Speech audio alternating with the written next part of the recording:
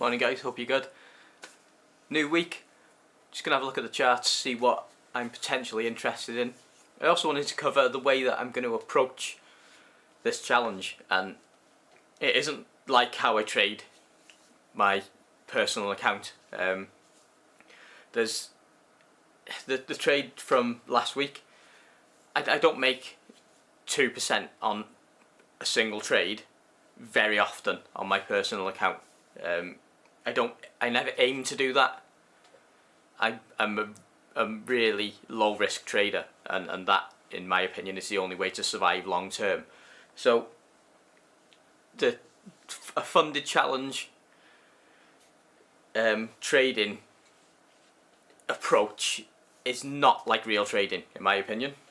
It's too high risk, and it leads to too many emotions being attached to the account, which leads to mistakes. So I'll cover this more as we go through. We'll have a look at the market, see what I'm interested in. The other things that I want to cover is MT5. Now, I've always used CTrader for my execution. I think I used MT5 when I first started, or MT4. It's too antiquated for me personally. So what I'm going to do is have a comparison of CTrader and MT5 just to show CTrader traders that MT5 can actually be used, and I'll show you how to replicate what you're doing on CTrader onto MT5 as closely as possible. And then for the MT5 traders, I'll show you how powerful CTrader is compared to MT5, just for clarity and ease of execution and trading as well as analysis. So a couple of things I want to do there, and then we'll talk about more stuff going forward. It's not just going to be showing the trades, it's going to be discussing my approach to the market. I'm purely a levels trader. I generally wait for overextended moves, and we've potentially got some of those now. So we'll have a look at the charts, and just want to cover there'll be trades that I take on my personal account which I wouldn't touch with a barge pole on a funded challenge, because I'm just waiting and waiting and waiting. And if levels get breached and the probabilities play into my hands, then I'll execute a trade on the funded challenge. I don't mind inviting a bit of drawdown on my personal account, but I don't want to invite any drawdown on the funded challenge, because there's no time limit on it, so I can just wait for the best scenarios to play into my hands and then take the trades and move on. So have a look at the charts. Looking at the charts, we've got a move against Japanese yen today. So this is a flow scenario. Now we've got to look at Nikkei.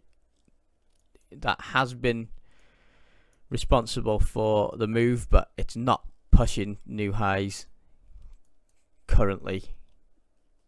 So I'd say it's more of just a yen driven move. Now my first level on dollar yen has already been hit. The level I would be interested in taking a trade on the funded account would be 143.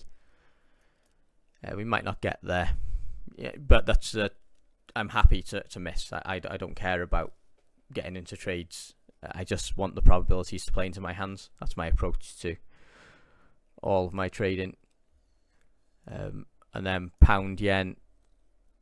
So my first level just been missed. But then the next area that I'd be interested in executing on the challenge would be up here, around 183.8 area. So if we don't get there today, I'm not bothered. Just I'll wait for the next opportunity to come, maybe tomorrow or the next day. Like I said, there's no time limit on the challenge, so I'm patient. I'm not trying to get into trades. I just wait for the obvious plays. So look across the board at yen, so it's still making highs against Swiss franc. We are at levels on Aussie yen.